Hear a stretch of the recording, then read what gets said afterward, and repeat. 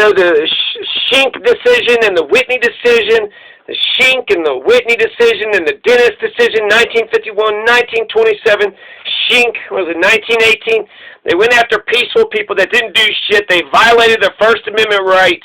They threw that Goldstein, through Eugene Debs, through all these peaceful people that were just speaking or passing out leaflets or making a movie, somehow expressed themselves to where the people in charge didn't like it and they got fucked over. Until the Brandenburg decision. Until a KKK man came on to the scene of America and made it all right. So 1969, Brandenburg, this is settled law. This is settled American jurisprudence. This is, not litigated. This has been adjudicated. And this has been adjudicated over and over again. And if there is, audience, YouTube, America, if you know of anything that supersedes the Brandenburg case, let me know. Because I think Brandenburg decision, the Brandenburg v. Ohio 1969 case, says that a KKK person could go on a farm and threaten blacks and threaten Jews and threaten the government, threaten anybody and everybody. And it's fine and dandy if it doesn't seem like there's actual imminent violence. If there's no imminent lawless action about to take place, therefore it's protected speech. The First Amendment says no law can be passed by Congress that abridges speech. No law. You can't barely pass it. You can't barely break speech, not even a little bit, not even by a bunch, not a little bit, no law, none. So I just wanted to make a few just sort of ending comments. So Justice Brennan is going to write into the per curiam majority opinion, imminent lawless action. So now that's the standard. That's the standard for our speech. That means the Black Panthers, that means communists, that means anarchists, socialists, and the Ku Klux Klan. We all can just talk about overthrowing the government and being violent to each other and that person and that group, and it's all just, honky-dory. Just all one big honky-dory party, right? Just the seriousness of the threat should be measured by the actions taken to further the belief, rather than the nature of the belief itself. So if a person's standing right outside in the bushes, just staring at you after they've, robbed and attacked and destroyed property and attacked other people, yeah, that's clear and present danger, right? There's a bad tendency that's going to be, but the seriousness of the threat, that's a real threat. What, some communist went to some commie meeting? I don't give a shit. There's a criminal right here in fucking Pueblo, Colorado.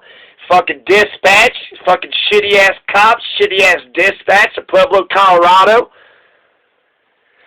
So, a threat, right? Imminent, lawless action. So, it's not clear and present danger no more. It's imminent, lawless action. Is the lawless action, is it imminent?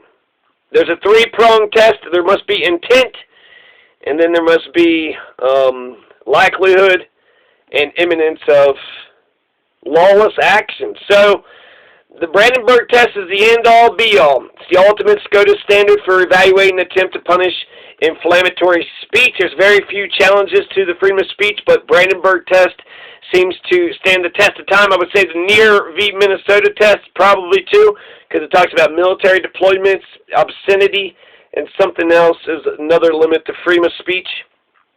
But Brandenburg proves, ultimately it upheld. It makes sense. It makes logical sense, because consider how ridiculous the Dennis decision was, the 1951 Dennis and the Whitney, 1927 Whitney decision.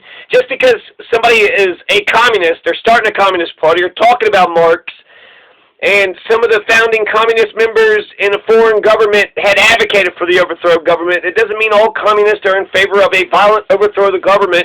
And even if they did believe it, it doesn't mean that they believe it right now, this moment, today. And is it okay to harbor a fault like overthrowing the government and never doing it? Is it okay to, can a boy dream?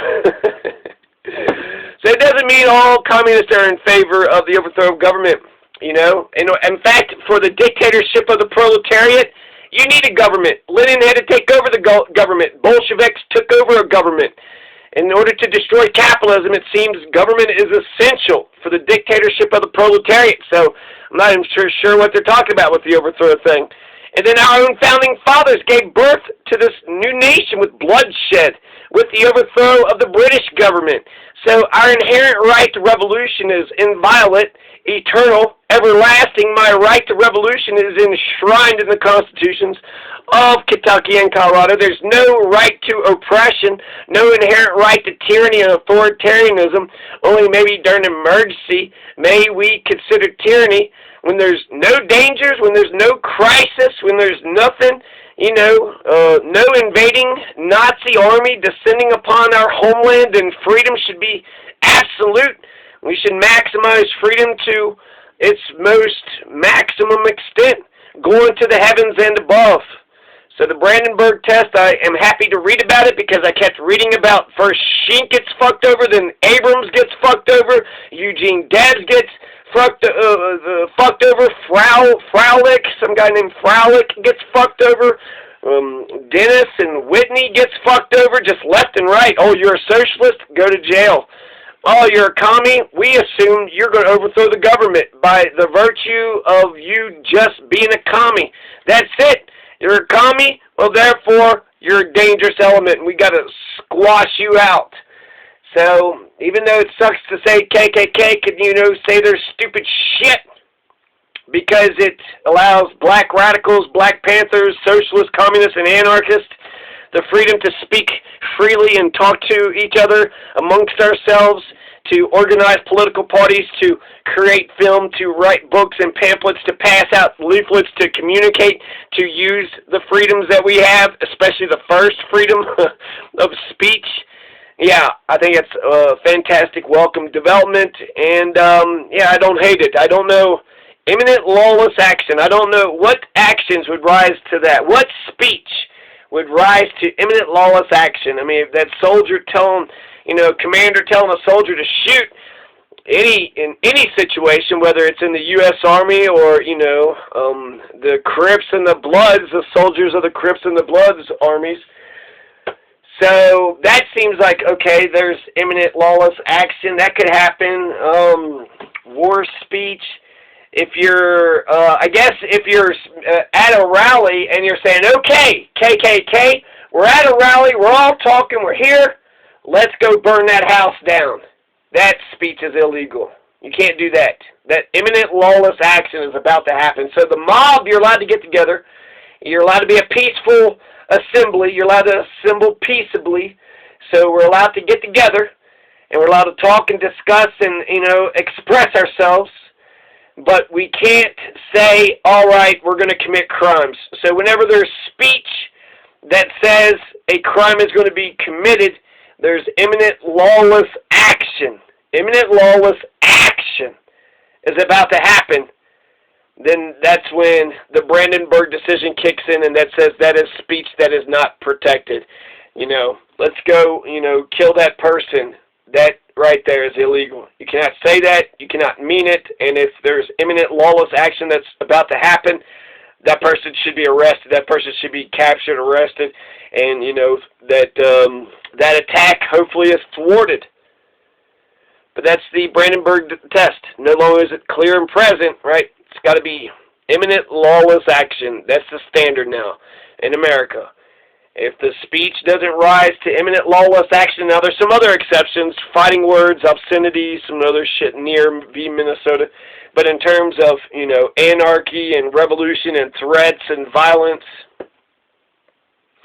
Brandenburg's, I think, it gets it right. It's pretty well adjudicated. It's a pretty settled case law. So, Brandenburg v. Ohio. That's the 1969 Brandenburg v. Ohio case. And again, I think it's settled law. I mean, from what I've read so far, I'll keep reading and I'll keep on, updating and evolving. But if you know anything that's better than Brandenburg, and you're like, you know what? There is something better than Brandenburg. But Brandenburg is pretty good because it extends freedom to an incredible amount, while also drawing a line saying, but this is dangerous. Freedom of speech is almost absolute, but here's a few exceptions. So yeah, it took a Ku Klux Klan, a low-life racist piece of shit, to show us all the error of our ways. So, Clarence Brandenburg. Because of Clarence Brandenburg, because of the Ku Klux Klan, Black Panthers, anarchists, communists, socialists can now speak and be themselves without fear of government reprisal, thinking that you're a dangerous element who's going to overthrow the government. You're a dangerous element. You're going to overthrow the government. Get in jail, you commie. So, yeah, instead of fighting stupid speech with censorship, I think we should fight stupid speech with smart, intelligent speech. We should drown out their stupid speech with our good, smart, educated, anti-racist speech. So I don't believe in censorship. I believe in the freedom of speaking. And that's about it. Now it's time for me to go on down the road to get me a little drink on down by the river.